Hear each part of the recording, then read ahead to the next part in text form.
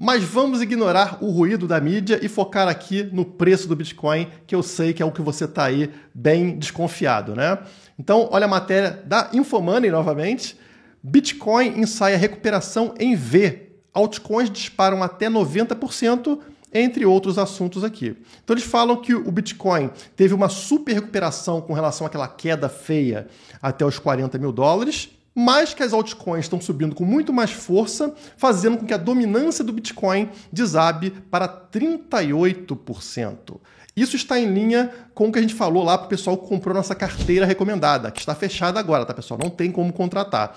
O que a gente passou para o pessoal foi, as altcoins caíram com muito mais força do que o Bitcoin, mas se nós estivermos num ciclo de alta, elas vão se recuperar com mais força do que o Bitcoin, e é exatamente o que a gente está vendo nessa matéria. Portanto, a tendência é que a carteira recomendada, com os 10 ativos que a gente tem, tenha uma recuperação muito positiva, caso a gente continue subindo, né? Uma recuperação acima da do Bitcoin. Mas existe uma coisa interessante, está falando aqui em dominância abaixo dos 40% para o Bitcoin. E olha só, quem acompanha o canal já viu esse gráfico aqui, que é o meu gráfico de dominância, né, do Bitcoin. Então, quer dizer, quando a gente está aqui em cima, nessas marcações verdes, significa que o Bitcoin está com dominância acima de 70%. Quando a gente tem essa marcação vermelha, significa que o Bitcoin está com dominância abaixo de 40%. E se vocês notarem, obviamente, as regiões verdes são claramente resistência. Sempre que o Bitcoin atinge essa região dos 70%, ele perde dominância, ou seja, as altcoins começam a valorizar mais rápido do que ele. Sempre que ele atinge as regiões vermelhas, a tendência é que na sequência ele suba com muita força, inclusive acima da média das altcoins. Existe uma outra região de resistência, que são essas faixas amarelas, mais ou menos no 50% de dominância, né? Vocês notam aqui em 2018, quando subiu, pegou nessa faixa e desabou. Mesma coisa aconteceu aqui em 2021, né?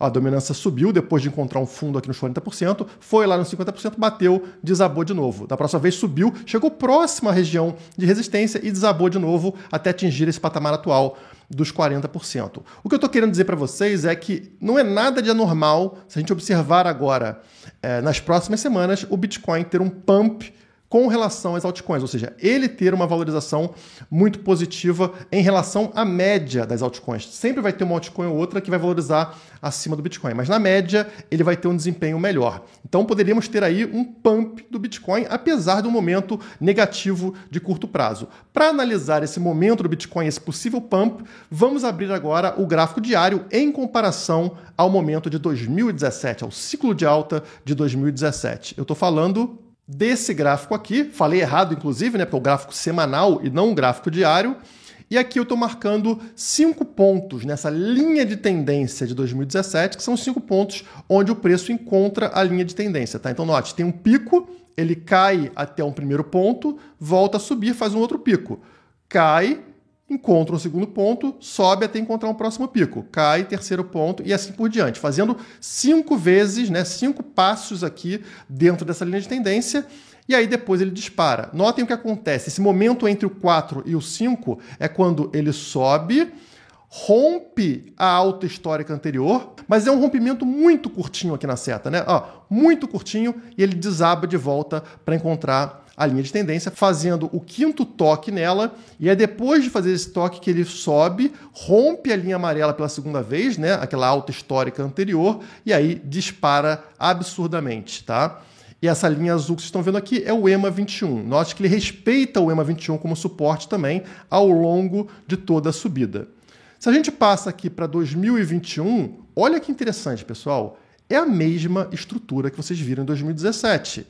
Com muitas similaridades, começando pelo ponto 1. Note que em 2017 o preço afunda para baixo da linha azul, para baixo do EMA 21, tá? É a única vez que isso acontece aqui realmente, né, de forma pesada, como vocês estão vendo. Olha aqui em 2021, também afunda para baixo da linha azul do EMA 21, de forma pesada aqui, que foi março de 2020, tá? Aquele momento do início da bull run, né? Teve a crise e depois começou a subir.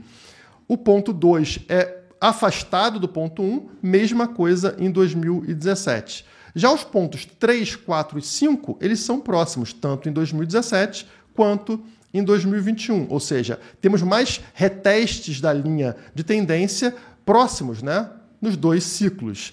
E também vocês notam que ele rompe a linha amarela que representa a alta histórica anterior nos 2 ciclos de forma muito breve. Aqui rapidinho desaba e aqui em 2021 mesma coisa, muito rapidinho desaba e volta para a linha de tendência branca. Inclusive fazendo um pavio que vai abaixo dela. Um pavio aqui e um pavio aqui nesse momento também no 5, tá? Exatamente igual nos 2 ciclos. Mais do que isso, vamos pegar a régua para a gente medir o tamanho das subidas e das quedas de preço nesses momentos finais que a gente está passando aqui. Desse fundo do poço aqui, do número 4, quando encosta na linha de tendência, até o topo, o preço subiu 79%. Já que em 2021, do fundo do poço do número 4 até essa alta histórica nos 69 mil dólares, nós subimos 74%. Portanto, uma diferença entre os ciclos de somente 5% para cima. Agora vamos ver a queda desse topo até a parte de baixo. Notem que aqui em 2017 foi uma queda de 34%, tá? Então, do topo, depois de romper a alta histórica anterior, até o fundo, até encostar no número 5, 34% de queda. E em 2021, tá aqui para vocês, lá do topo da alta histórica, depois de romper a alta histórica anterior, né, os 69 mil dólares, até a queda máxima que a gente teve agora, 39% de queda. Novamente, 5% de diferença entre os 2 ciclos. Ou seja, em 2017 subiu 5% a mais e caiu 5% a menos. Em 2021 subiu 5% a menos e caiu 5% a mais. Muito similar todo o movimento que a gente está vendo. A diferença que a gente tem gritante entre os 2 ciclos é somente nesse ponto 3. Note que no ponto 3 de 2021 a gente cai para baixo do EMA 21, da linha azul. Isso não acontece em 2017, tá? Então, esse momento 3 aqui foi o momento da gente ficar em dúvida, da gente ficar preocupado. O momento atual, apesar de ser levemente preocupante, não é tão preocupante quanto o ponto 3. Mas notem aqui que o ponto 5 nós também estamos abaixo da linha azul, abaixo do EMA 21, o que não é nada positivo, como eu já mostrei para vocês, né? Isso pode indicar uma queda como essa aqui de trás. Portanto, lá atrás em 2017, se vocês notarem, o ponto 5 também ficou abaixo da linha azul, mas somente uma semana, né? O pavio correu aqui para baixo do ponto 5, passou até a linha azul e também a linha de tendência branca, mas voltou rapidamente para cima dela. No momento atual, nós também estamos abaixo da linha azul, do EMA 21, e também estamos abaixo da linha de tendência da cor branca, exatamente como em 2017. A diferença é que em 2017 ele teve mais tempo durante a semana para voltar para cima. Aqui não, né? Já passou a semana para essa semana nova, né? Teve pouco tempo, e a gente precisa rapidamente retomar essa posição acima da linha de tendência branca e também da linha azul, que é o EMA 21. Aí tudo volta a ficar em linha com 2017. Caso contrário, a tendência realmente é continuar um movimento de queda. E se isso acontecer, se a gente retomar essa posição para cima da linha de tendência e para cima do EMA 21, o que aconteceu lá em 2017, pessoal? Logo após o ponto 5. Vamos voltar aqui em 2017, pessoal. Vamos voltar. Olha lá. É como se você estivesse olhando aqui para o seguinte. Essa linha amarela que marca 1.100 dólares, que foi o topo lá de 2013, né, que é a alta histórica anterior, é como se fosse os 65 mil dólares da alta histórica anterior aos 69 mil dólares, tá? Então imagine essa linha amarela sendo 65 mil dólares. Essa subida aqui que vocês estão vendo da seta, ela indica os 69 mil dólares, fazendo aqui, claro, uma comparação, tá, pessoal? E aí depois o preço desaba, volta para o ponto 5, que é o momento atual que a gente está ao redor dos 50 mil dólares, tá? E aí, ó, a gente está com pavio abaixo da linha branca e da linha azul, mas retoma, volta para cima dele. E o que começa a acontecer? O preço sobe, volta para buscar a linha amarela, portanto, os 65 mil dólares, rompe os 65 mil dólares, ó, faz um reteste nele aqui, essa barra vermelha voltando aqui, fazendo como suporte, serve como suporte e a partir daí, olha o que acontece aqui, galera. É isso que eu estou esperando, tá? É isso que eu estou buscando. Qual o tamanho dessa alta aqui? Com relação ao fundo do poço, dos 40 mil dólares, né? Foi uma alta de 230%, tá? Isso aqui não é alta histórica não, tá, pessoal? Afastar aqui em 2017, ó, tá nem perto da alta histórica dos 20 mil dólares, tá?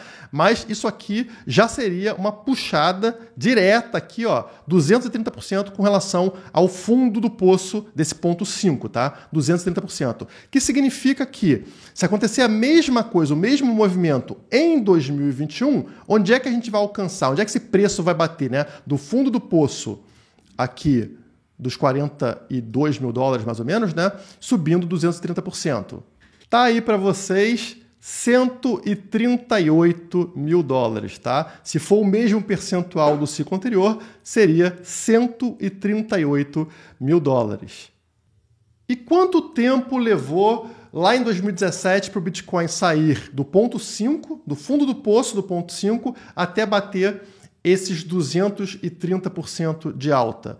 77 dias. Portanto, aí mais ou menos 2 meses e meio, né? Portanto, no nosso caso, a gente entraria em janeiro, né? 10 de janeiro, 10 de fevereiro, mais meio mês. Lá para final de fevereiro seria esse topo que eu estou mostrando para vocês, tá? Então, vocês têm uma ideia do que mais ou menos eu estou imaginando caso aconteça do preço retornar para cima da linha de tendência branca e também da linha azul.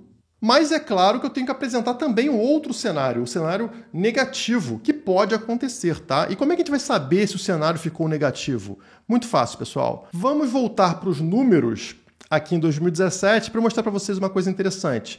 Notem que a gente sempre tem uma queda aqui marcada pelos números, mas essa queda ela nunca fica abaixo do número anterior. Portanto, é uma escadinha crescente com relação ao preço. Olha só, o ponto 1 foi aqui, o ponto 2 foi aqui, né? Ele não foi para baixo do ponto 1, muito acima. O ponto 3 foi aqui, acima do ponto 2. O ponto 4 foi aqui.